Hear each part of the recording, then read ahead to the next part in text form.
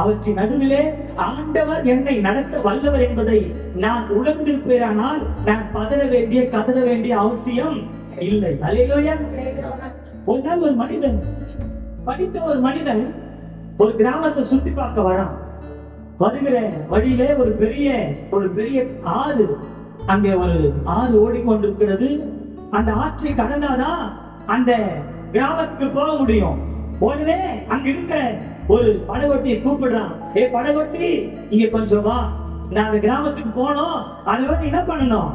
கதை சொல்றவன் சீரியஸா மாட்டாதீங்க. அப்படியே படகு அப்படியே அசாடா அப்படி சிரித்த முகத்தோடு இப்போ சொல்றான், நான் அந்த கிராமத்துக்கு போனோம், அதனால உன் படகுல என்ன பண்ணு, என்னை ஏத்துக்கு போ. அவன் அதுக்காக தானே வெயிட் பண்ணுகிறான். ஐயா சாமி வாங்க, அதுக்காக தான் இருக்கிற உட்காருங்க.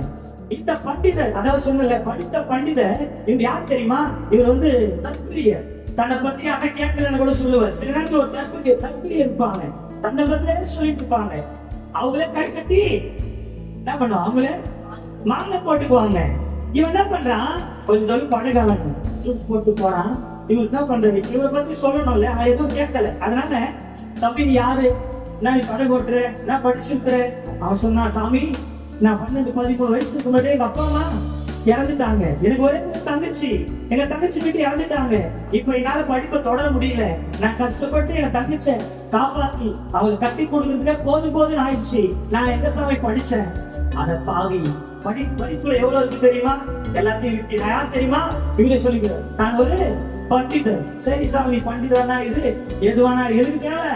படகு சவாரி போயிட்டே இருக்கிறான். கொஞ்சம் போன உடனே, படகுக்காரா, நீ அஸ்த சாஸ்திரம் படிச்சிருக்கியா? என்ன சாஸ்திரம்? அஸ்த சாஸ்திரம். அவன் சொன்னானா, சாமி நான் தான் படிக்கலன்னு, என் கிட்ட போய் அஸ்த சாஸ்திரம் தெரியுமா, இது தெரியுமா? என்ன தெரியும்? அடப்போட முட்டாள் படக்காரா, அஸ்த சாஸ்திரத்தை நீ படிக்காதனால வாழ்க்கையில கால் பாகம் போயிடுச்சு. எவ்வளவு போயிடுச்சா? கால் பாகம் போயிடுச்சு. அப்படியே பக்கு அடிச்சுது. ஏற்கனவே இருக்கிற வாழ்நாள் கொஞ்ச நாள், அதுல கால் பாகம் போயிடுச்சா, இன்னும் என்ன பண்றது யோசிச்சுட்டு போறான். இன்னும் கொஞ்சம் இருக்கணும், நீ பண்டிதரால சும்மா இருக்க முடியல. ஏன்னா இவன் தெரிஞ்சதான் சொல்லணும். இப்படி கேட்கிறாரு, படக்காரா அஸ்த சாஸ்திரம் தான் தெரியல, ஞான சாஸ்திரமாவது படிச்சுக்கிறியா? சாமி பண்டிதரே, நான் தான் சொன்னேன், எனக்கு அஸ்த சாஸ்திரமும் தெரியாது, ஞான சாஸ்திரம் தெரியாது. என் குழப்ப ஓட்டுல எனக்கு பெரிய சவாலா இருக்குது. ஆனா முட்டாள் படக்காரா, அஸ்த சாஸ்திரம் தெரியாதனால வாழ்க்கையில கால்பாகனா போச்சு நினைச்சேன். ஆனா ஞான சாஸ்திரத்தை படிக்காதனால வாழ்க்கையில அழகாக போச்சுடா. உங்களுக்கு அப்படியே பட்டு அடிக்குது. இன்னும் கொஞ்சம் தூரம் போன உடனே பண்டிதர் மறுபடியும் கேட்கிறாரு, அட படக்காரா, அஸ்த சாஸ்திரம் படிக்கல பரவாயில்ல, ஞான சாஸ்திரமா படிக்கிற பரவாயில்ல, உனக்கு கல்ப சாஸ்திரமாவது தெரியுமா?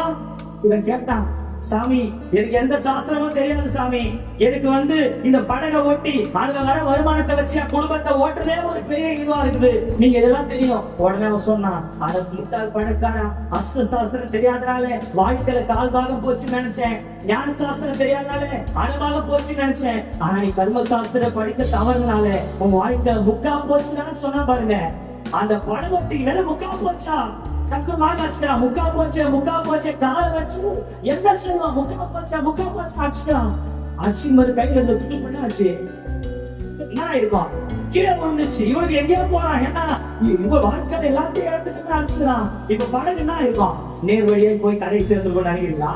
ஆச்சு போது பண்டிதர் பாக்குறாரு, சுத்தி வச்சு தண்ணி படகுக்காரா. அப்பதான் நினைவு வருது, என்ன பண்டிதரு, ஏய் படகு எதனா பண்ணுடா, படகு அடிச்சுட்டு போகுடா.